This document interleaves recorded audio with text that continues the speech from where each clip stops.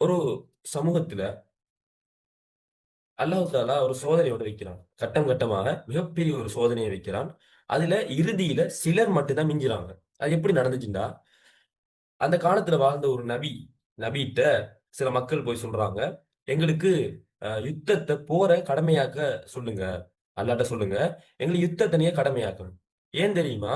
எங்கட வீட்ட விட்டு எங்கள துரத்தி விட்டுட்டாங்க. எங்கள பிள்ளைகளையும் துரத்தி விட்டுட்டாங்க.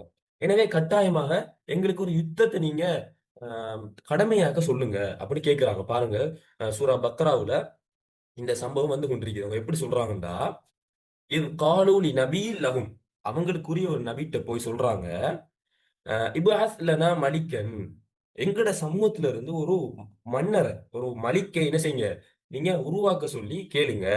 ஏன்டா, நுகாத்தில் ஃபீ சபீலில்லாஹ். நாங்க அல்லாஹ்வோட பாதையில போராட போறோம். ஒரு ஒரு ஆர்வத்துல கேட்கறாங்க. எல்லாருக்கும் ஆர்வம் வரும். நாங்கெல்லாம் ஆர்வத்துல சில முன்னெடுப்புகள முன்னெடுப்போம். சில விஷயங்கள செய்வோம். எல்லாருக்கும் ஆர்வம் வரும். ஆர்வத்துல எல்லாரும் சமம் தான். அதுல பெரிய மூமின போலயும், பெரிய இரையச்சம் உள்ளவர்கள போலயும் நாங்க தென்படுவோம் மக்களுக்கு. ஆனா, இப்படி அவங்க கேட்கறாங்க. ஆனா, அல்லாஹ் தஆலா கேட்டதோட, ஓகே நீங்க பாஸ் நம்மள சொர்க்கத்துக்கு அனுப்ப மாட்டான்.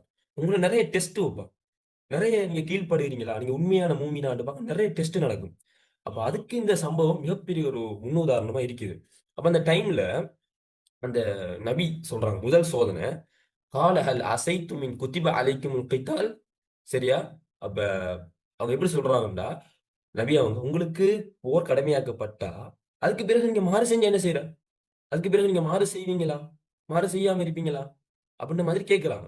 அவங்க சொல்றாங்க, "நாங்க அப்படி மாறு செய்ய மாட்டோம்." பாருங்க, அல்லாஹ் தஆலா குர்ஆன் அழகா சொல்லி காட்டுறான். "காலு வமா லனா அல்லா நுகாத்தில்" நாங்க யுத்தம் செய்யாம இருக்கிறதுக்கு எங்களுக்கு என்ன நேர்ந்தது? ஏன் நாங்க அப்படி பின்வாங்கணும்? ஏன் நாங்க அப்படி ஓடணும்? ஏன்னா வக்கத் உக்ரிஜ்னா மின் தியாரினா வஅப்னாயினா எங்களோட வீட்ட விட்டு நாங்க வெளியேற்றப்பட்டுட்டோம். எங்கட பிள்ளைகள் வெளியேற்றப்பட்டுட்டாங்க. இப்படிப்பட்ட ஒரு நிலைமையில நாங்க இருக்கிறோம். நாங்க ஏன் யுத்தம் செய்யாம இருக்கணும்? அப்படின்னு ஆவேசப்படுறாங்க. சரியா?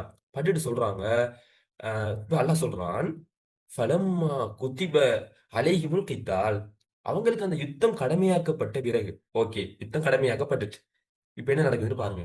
நாங்க எல்லாரும் அ வாயால பெரிய மூமினாக இருப்போம். பெரிய முத்தகீனாக இருப்போம். பெரிய இரையச்சம் உள்ளவனாக இருப்போம். ஆனா, இங்க செயல் தான் முக்கியம். இப்ப அல்லாஹ் தஆலா சொல்றான், "ஃபலம்மா குத்திப அலைஹிமுல் கித்தால்" அவங்களுக்கு அந்த போராட்ட களம், அந்த ஜிஹாத் கடமையாக்கப்பட்ட போது, தவல்லவ் இல்லா கலீலம் மின்ஹும்.